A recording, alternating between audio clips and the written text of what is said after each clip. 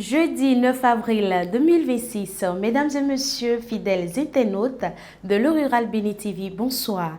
Heureux de vous retrouver pour ce nouveau numéro de votre journal télévisé de 19h30. Merci de votre fidélité. Voici les grandes lignes de l'actualité de ce soir.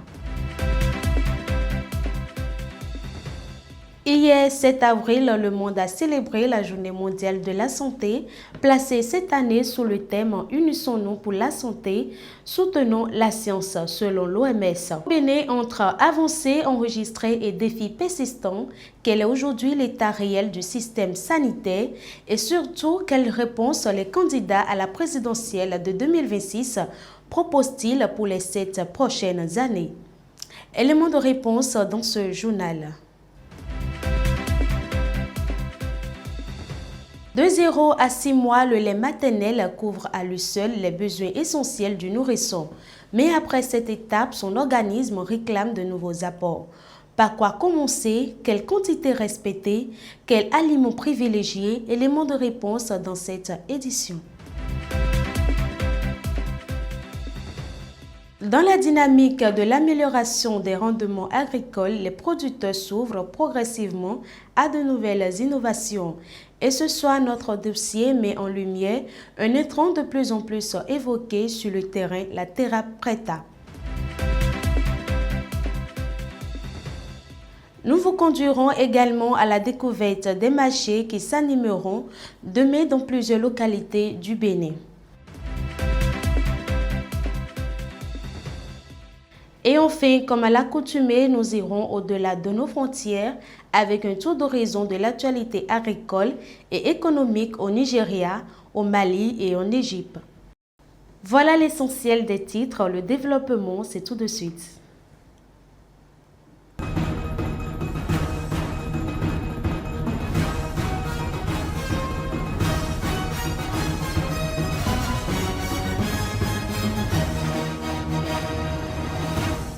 À nouveau, bonsoir et merci de nous rejoindre pour cette première édition de la semaine. La météo tout de suite. À Malanville, ce jeudi, le ciel ne restera pas entièrement dégagé au fil des heures. La fiabilité de la situation météorologique reste assez bonne. Dans la matinée, le ciel sera peu nuageux. Les températures évolueront autour de 26 à 28 degrés Celsius avec une sensation légèrement accentuée par l'humidité. Le vent soufflera avec des rafales atteignant 20 km par heure. Aucun risque de pluie n'est annoncé. Dans l'après-midi, le ciel deviendra partiellement nuageux. Le thermomètre affichera jusqu'à 40 degrés Celsius avec un ressenti pouvant atteindre 43 degrés Celsius sous l'effet de l'ensoleillement. Le vent soufflera de l'est à 20 km par heure, toujours sans précipitation. En soirée, quelques nuages accompagnés d'éclaircies seront observés. Les températures oscilleront autour de 33 puis 32 degrés Celsius. Le vent soufflera du sud-est à 10 km par heure.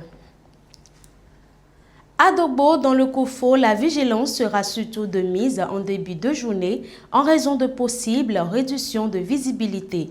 Le temps s'annonce globalement calme avec des éclaircies, mais aussi des formations brumeuses possibles. Les températures varieront entre 26 et 30 degrés Celsius sous l'effet de l'humidité. Dans la matinée, du brouillard pourrait être observé avant le retour du soleil. Le vent soufflera faiblement avec des rafales autour de 10 km par heure. Dans l'après-midi, le ciel deviendra très nuageux avec la possibilité de foyers orageux localisés. La température affichera 31 degrés Celsius au départ, mais pourrait grimper jusqu'à 42 degrés Celsius. Le risque de pluie est estimé à 55%. En soirée, le ciel laissera apparaître quelques éclaircies malgré des passages nuageux parfois denses. La température sera d'environ 27 degrés Celsius avec un ressenti de 31 degrés Celsius en raison de l'humidité. Le vent soufflera du sud-est à 10 km par heure. Le risque de pluie est évalué à 30%. Au Bénin, la durée de validité de l'autorisation de mise sur le marché, plus connue sous le sigle AMM, est désormais fixée à 5 ans. Cette mesure, prise sur instruction du chef de l'État Patrice Talon, vise à améliorer davantage l'environnement des affaires. Elle fait suite à des travaux conjoints menés entre l'Agence de développement des petites et moyennes entreprises et l'Agence béninoise de sécurité sanitaire des aliments. L'annonce a été rendue publique le 2 avril 2026 par le directeur général de l'ABSSA, Kinou Kizito Chabi Sika.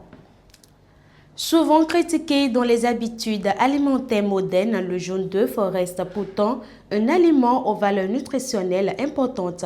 Entre idées reçues, précautions de consommation et vérités scientifiques, que faut-il réellement savoir sur ses bienfaits et ses limites? Éléments de réponse dans ce sujet. Aliment simple, accessible et présent dans presque toutes les cuisines, l'œuf occupe une place importante dans notre alimentation. Et s'il est apprécié dans son ensemble, c'est surtout son jaune qui concentre une grande partie de ses bienfaits. Le jaune est la partie dans laquelle se concentre la quasi-nutriments de l'œuf. Et le jaune d'œuf est essentiellement riche en lipides. Et il faut noter que l'œuf contient aussi bien du gras saturé et également du gras insaturé tel que l'oméga 3. Dans le jaune d'œuf, nous retrouvons également de la vitamine A, D, K, ADEC, c'est-à-dire les vitamines liposolubles. Véritable concentré de nutriments, le jaune d'œuf contribue au bon fonctionnement de la vue et au développement du cerveau grâce à sa richesse en antioxydants et en choline. Le jaune d'œuf contribue à la santé oculaire à cause de sa teneur en vitamine A et en teneur en antioxydants tels que la lutéine et la zéaxanthine qui contribuent à une vision plus optimale. Le jaune d'œuf contribue également à la fonction cérébrale à cause de sa teneur en choline qui est un nutriment essentiel au bon fonctionnement du cerveau et de la mémoire. Mais comme tout aliment, sa consommation nécessite une certaine vigilance. Elle doit être adaptée, en particulier chez les personnes diabétiques ou hypertendues. Le jaune d'œuf contient environ 180 à 240 microgrammes de cholestérol, mais cela n'a pas trop d'impact sur le cholestérol sanguin. Mais toutefois, il est recommandé de réduire sa consommation, surtout chez les personnes diabétiques, une catégorie de personnes qui sont exposées aux maladies cardiovasculaires. Il y a également les personnes qui souffrent de l'hypercholestérolémie. Également, les personnes qui souffrent des maladies cardiovasculaires doivent considérablement réduire leur consommation en œufs. Facile à intégrer dans les repas, l'œuf reste une source nutritionnelle intéressante, surtout lorsqu'il est consommé bouilli, une méthode de cuisson recommandée pour préserver ses qualités. Idéalement, il est recommandé de consommer 5 à 6 œufs par semaine. Donc, l'œuf peut s'intégrer facilement dans une alimentation équilibrée. Et l'idéal, c'est qu'il ne doit pas excéder 4 à 5 œufs par semaine. Et également privilégier le mode de cuisson, c'est-à-dire cuire l'œuf, prendre l'œuf bouilli. Ainsi, le jaune d'œuf reste un aliment bénéfique à consommer de façon régulière. Chaque 7 avril, le monde célèbre la Journée mondiale de la santé. Au Bénin, entre avancées enregistrées et défis persistants, quel est aujourd'hui l'état réel du système sanitaire et surtout quelles réponses les candidats à la présidentielle de 2026 proposent-ils pour les 7 prochaines années? Éléments de réponse dans cet extrait qui porte la signature vocale de Shekinat Adjaro. Chaque 7 avril, le monde célèbre la Journée mondiale de la santé, une date qui permet de faire le point sur les avancées enregistrées, mais aussi sur les défis qui persistent dans les systèmes de santé.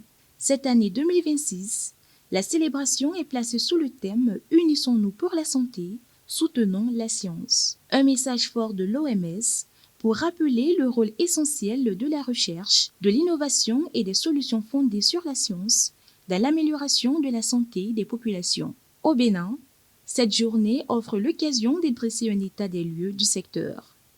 Ces dernières années, des avancées ont été notées dans l'accès aux soins, le déploiement d'infrastructures sanitaires, la vaccination et certaines actions de prévention. Des progrès ont également été relevés dans la santé de la mère et de l'enfant. Selon l'UNICEF, le taux de mortalité néonatale est passé de 38 à 23 décès pour 1000 naissances vivantes entre 2014 et 2021, tandis que la mortalité infanto-juvénile a reculé de 115 à 80 pour 1000. Malgré cette évolution, la situation reste préoccupante dans plusieurs zones rurales où l'accès aux soins demeure encore limité. Car sur le terrain, les difficultés persistent. Éloignement des centres de santé, manque de personnel, coût des soins, rupture de médicaments, mais aussi persistance de la malnutrition, des maladies infectieuses et montée des maladies non transmissibles comme l'hypertension et le diabète. Autre indicateur préoccupant, le Bénin enregistre encore 391 décès maternels pour 100 000 naissances vivantes. Face à ces défis, plusieurs projets et réformes sont annoncés dans le secteur de la santé par les différents candidats en lice pour la présidentielle. Pour le duo Paul Humper-Huanu, l'enjeu sera de renforcer l'accès équitable aux soins et de mieux répondre aux besoins sanitaires des populations. Le président Humper, une fois élu, relèvera ces grands défis du domaine sanitaire. Au nombre des mesures clés, nous pouvons mettre en place une politique adéquate de prise en charge des dialysés, intensifier la lutte efficace contre les maladies, renforcer le système de santé en vue de permettre aux couches vulnérables un accès universel, solidaire et équitable aux soins adéquats, réduire la mortalité des femmes en couche et infantile, prendre en charge des personnes du troisième âge, créer un environnement favorable au partenariat entre les acteurs du privé et du public. Pour le duo Waddan-Talata, le volet santé reposera sur des réformes structurées autour de 3 grands axes, avec la volonté affichée de consolider les acquis et de moderniser davantage le système de santé béninois. Je voudrais prendre l'exemple du secteur de la santé pour vous présenter quelques innovations, 3 innovations majeures que vous verrez dans le projet de société sur le secteur de la santé. La première, c'est que, vous voyez, nous avons inauguré il y a quelque temps le CHIC, le Centre Hospitalier International de Calavi. J'ai le plaisir de vous annoncer qu'après le CHIC, nous ferons le CHIP. Nous allons construire le Centre Hospitalier International de Parakou. Et notre ambition, c'est que même des malades d'autres pays voisins pourraient venir à Parakou se soigner et faire de Parakou un vrai pôle de soins et de traitement des maladies complexes. Exactement ce que nous avons fait à Calavi. Il y a une deuxième réalité que nous avons décidé d'affronter, de résoudre. Aujourd'hui, quand vous avez une urgence vitale et vous allez dans nos hôpitaux, on exige de vous de payer d'abord. Ne serait-ce que les formalités administratives pour voir qui vous êtes peuvent vous faire perdre la vie. Désormais, de façon systématique, automatique, pour les urgences vitales, on vous soigne d'abord. La deuxième innovation sur le secteur de la santé, c'est un accent important pour avoir désormais une pharmacopée moderne. Au Bénin, les ambitions sont donc affichées, mais au-delà des promesses, le véritable défi reste le même. Faire en sorte que chaque citoyen, où qu'il vive, puisse accéder à des soins de qualité. Après les 6 premiers mois d'allaitement exclusif vient une étape essentielle dans la croissance de l'enfant, la diversification alimentaire. Mais une question revient souvent dans l'esprit des parents. Que donner aux nourrissons? Quand commencer et en quelle quantité? Des réponses à découvrir dans ce reportage signé Aboubakar Faisal et Léonide Djorsé avec la signature vocale de Maël Anatan.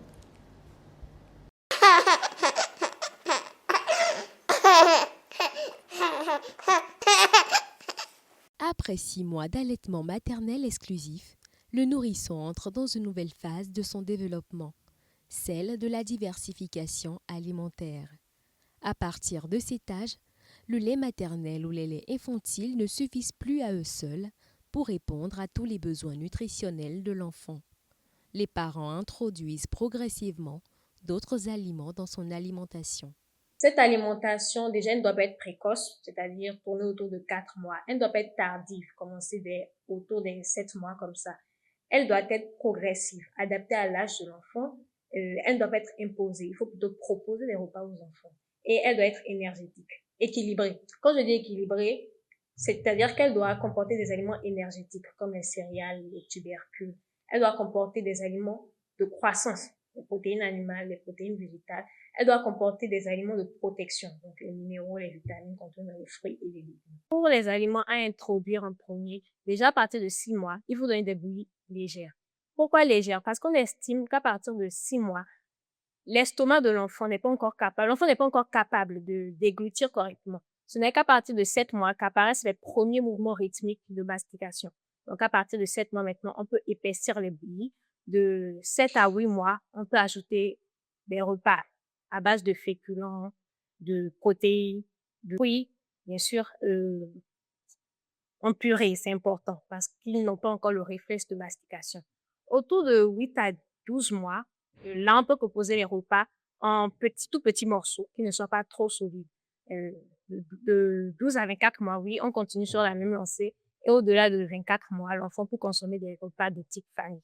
Tous les aliments ne sont pas bons à donner aux enfants. Et lorsqu'il faut introduire de nouveaux aliments, il est important de respecter les quantités et les proportions afin de permettre à l'organisme du nourrisson de s'adapter progressivement.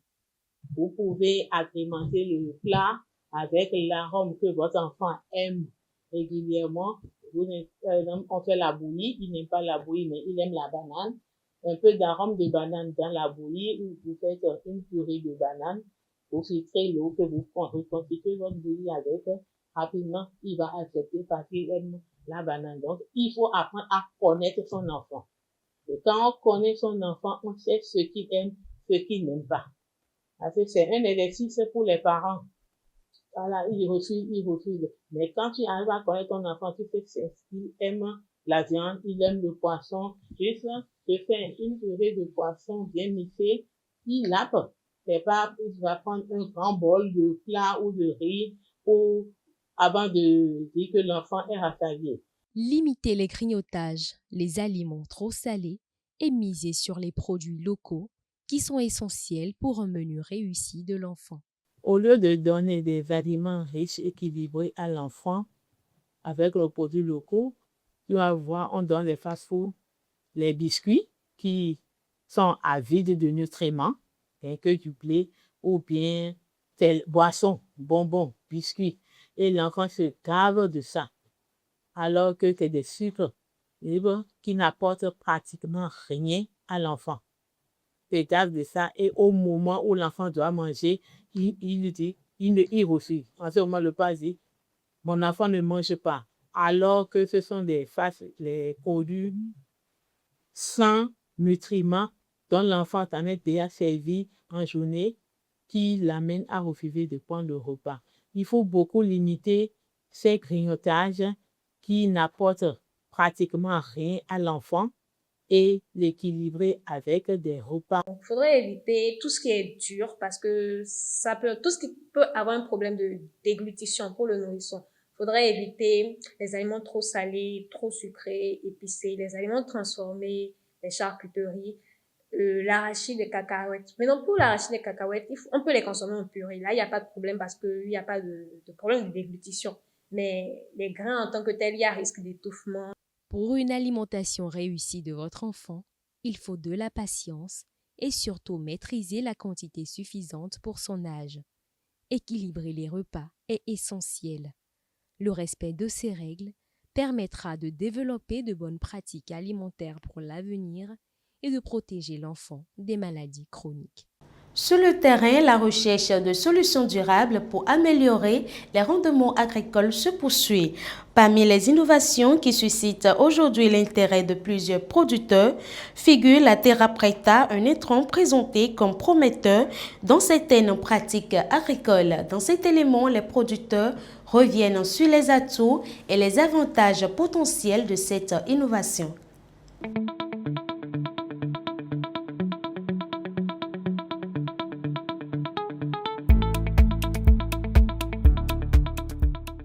Obtenue à partir du mélange de poudre de biochar et d'engrais organiques, la terra preta est un nouvel engrais utilisé en agriculture biologique afin d'optimiser les rendements. Le terra preta, ce sont les râpes de maïs qu'on utilise, qu'on brûle, on calcine les râpes de maïs et qu'on écrase. Après avoir écrasé, c'est le biochar qu'on obtient. Et ce biochar, on mélange ça avec les débris des animaux. Ça peut être fientes, des volailles et puis des chauves-souris. On utilise ça, on fait le mélange pour enrichir les sols. On met ça sur les planches pour pouvoir cultiver nos légumes. Les légumes feuilles que nous faisons, les légumes fruits, tout et tout. Sur le plan économique, l'utilisation de la terra preta permet de réduire la fréquence des apports de fumier, allégeant ainsi certaines charges liées à la fertilisation des parcelles. C'est avantageux pour nous d'utiliser la terra preta que la fumée ou le compost simple.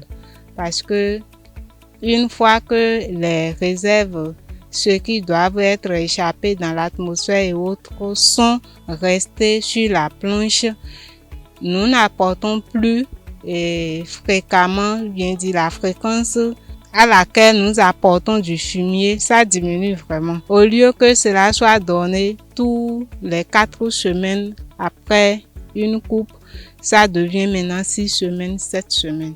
En exploitant les propriétés de rétention d'eau du biochar, les économies sont doublées. L'irrigation est donc réduite, tandis que le rendement connaît une hausse.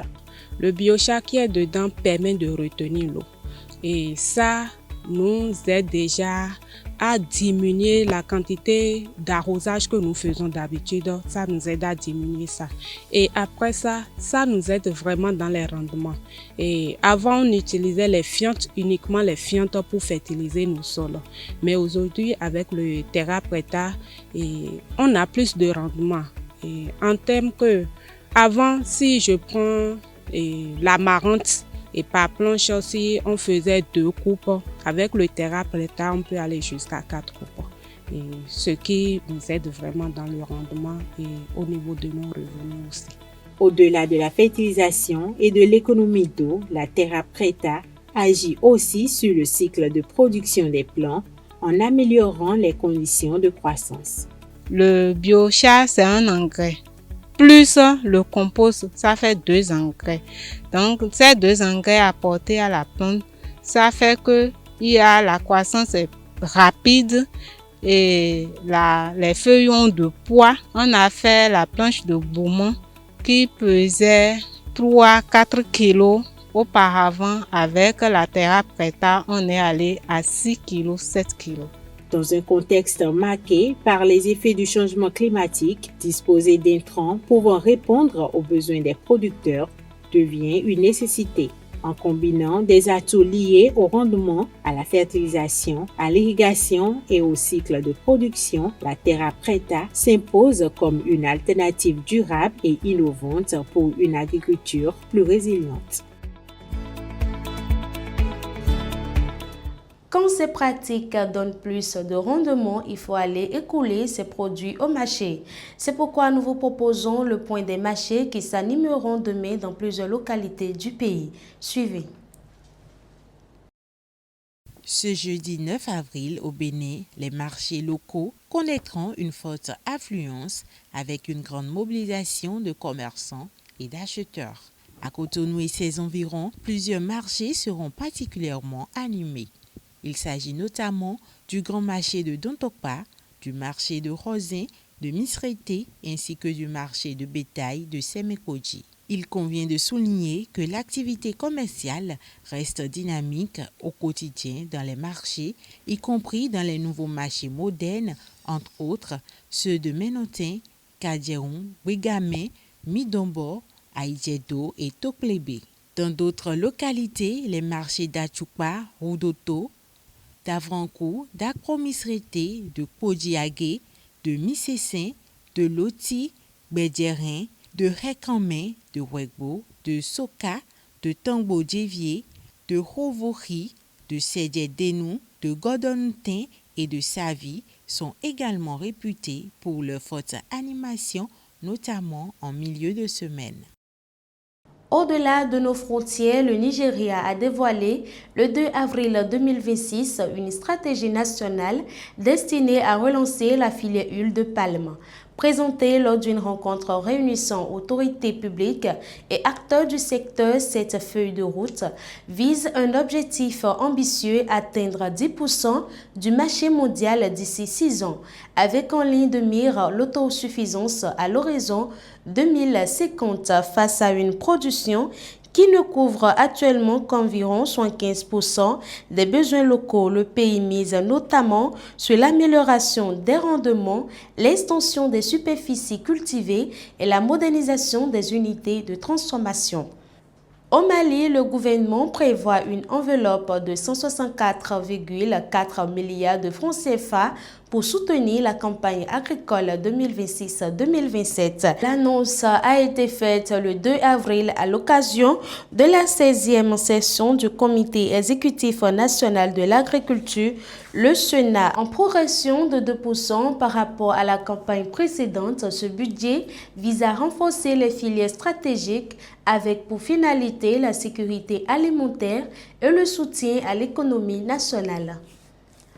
En Égypte, les autorités poursuivent l'ouverture de nouveaux débouchés pour les produits agricoles. Le 3 avril 2026, le ministère de l'Agriculture a annoncé l'ouverture du marché uruguayen aux exportations égyptiennes d'oignons et d'ail. Cette avancée fait suite à des négociations sanitaires menées à Rome et intervient dans un contexte marqué par une hausse de la demande en Uruguay où les importations de ces produits ont connu une nette progression ces dernières années. C'est sur cette note que prend fin votre journal télévisé de 19h30. Merci de nous avoir suivis. Prenez rendez-vous pour nos prochaines éditions avec toujours plus d'informations sur l'actualité rurale, agricole et économique. À très bientôt sur notre chaîne Le Rural Béni TV. Excellente soirée à toutes et à tous.